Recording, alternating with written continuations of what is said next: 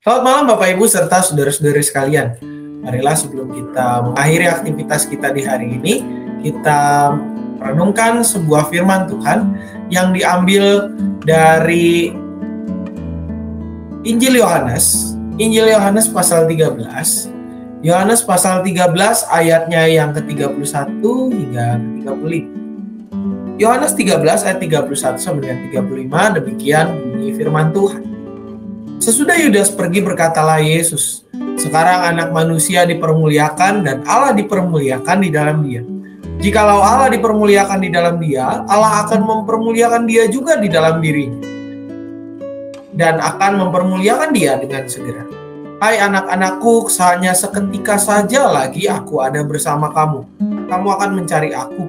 Dan seperti yang telah aku katakan pada orang-orang Yahudi, ke tempat aku pergi, tidak mungkin kamu datang. Demikian pula aku mengatakannya sekarang juga kepada kamu. Aku memberikan perintah baru kepada kamu, yaitu supaya kamu saling mengasihi. Sama seperti aku telah mengasihi kamu, demikian pula kamu harus saling mengasihi.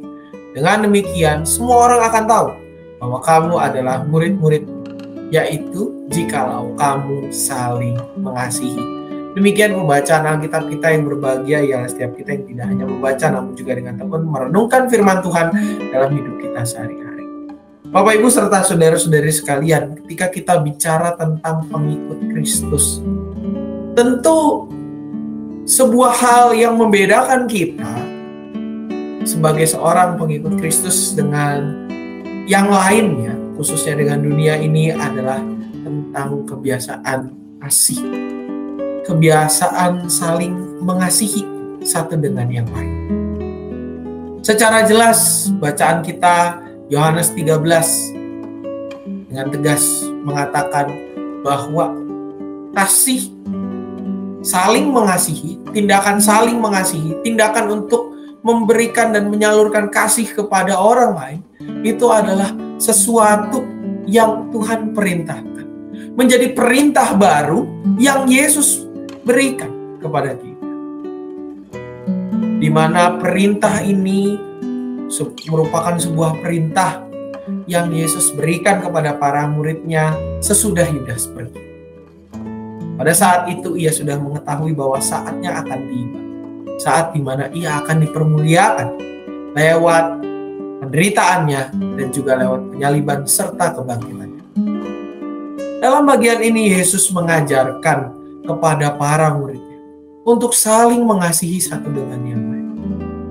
Saling mengasihi sama seperti Yesus telah mengasihi mereka. Bagian ini menjadi sebuah perintah yang Yesus berikan kepada para murid sebagai sebuah perintah baru.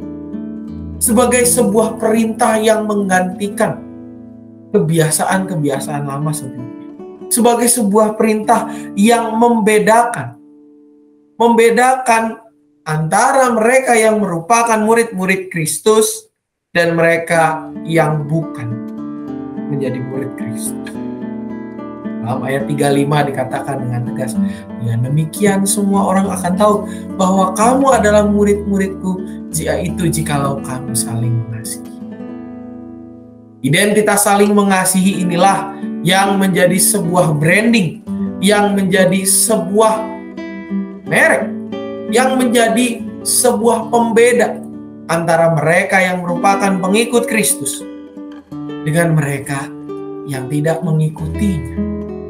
Mereka yang tidak mengikuti Kristus, yang masih hidup di dalam permusuhan, di dalam perselisihan satu dengan yang lain.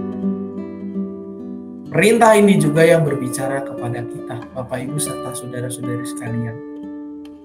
Identitas kita sebagai seorang Kristen, identitas kita sebagai seorang pengikut Kristus diketahui lewat tindakan hidup kita, yaitu saling mengasihi, sama seperti yang Tuhan perintahkan. Yang menjadi perintah baru bagi kita, yang menandakan bahwa kita bukan lagi ciptaan yang lama. Kita telah dibaharui di dalam Kristus, dipersatukan dengan Dia lewat penderitaan, kematian, kebangkitan, dan kenaikannya. Perintah baru ini tidak hanya berbicara soal kita mengasihi orang-orang terdekat kita, tetapi semua orang. Karena lewat tindakan saling mengasihi itulah semua orang akan tahu bahwa kita adalah murid-murid Kristus, bahwa kita adalah orang-orang yang telah dibebaskan dari jerat dosa, orang-orang yang diberikan kehidupan yang baru, orang-orang yang punya masa depan di dalam Kristus, dan orang-orang yang mau bekerja untuk perdamaian dunia, sebagaimana yang Kristus lakukan dengan memberikan dirinya. Merespon renungan ini, Bapak Ibu, marilah kita bertanya kepada diri kita sebagai pertanyaan reflektif. Apakah kita sudah saling mengasihi di dalam hidup ini? Apakah kita telah melaksanakan perintah baru ini? Perintah yang Yesus sendiri berikan lewat perkataan dan juga teladan kehidupan. Apakah kita telah menghayati hidup damai dengan sesama kita? Apakah keberadaan kita telah membawa damai atau justru membawa perpecahan bagi sesama?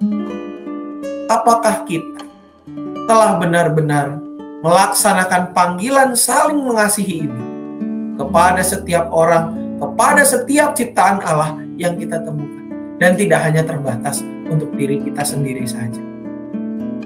Dan apakah hidup kita telah benar-benar mencerminkan perintah ini, telah mencerminkan Allah yang hidup, menjadi Kristen yang sejati, atau justru kita masih hidup di dalam cara kita yang lama, dengan mengingat perintah kita yang lama, yaitu untuk saling bermusuhan satu dengan yang lain? Mari kita berdoa.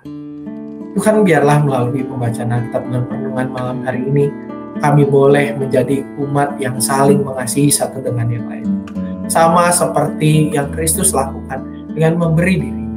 Biarlah kami juga menjadi persekutuan yang saling mengasihi satu dengan yang lainnya, menjadi bukti nyata bahwa kami adalah para pengikut Kristus yang meneladani seluruh aspek kehidupannya. Pakai kami, mampukan kami ya Bapa, untuk melaksanakan perintah ini dalam kehidupan keseharian. Dalam nama anak Tuhan Yesus Kristus kami berdoa. Amin. Umat yang dikasihi Tuhan, mengingatkan bahwa kita sudah memasuki minggu sengsara, artinya bahwa besok hari Kamis, lusa, akan diadakan ibadah Kamis Putih pada pukul 6:30 malam.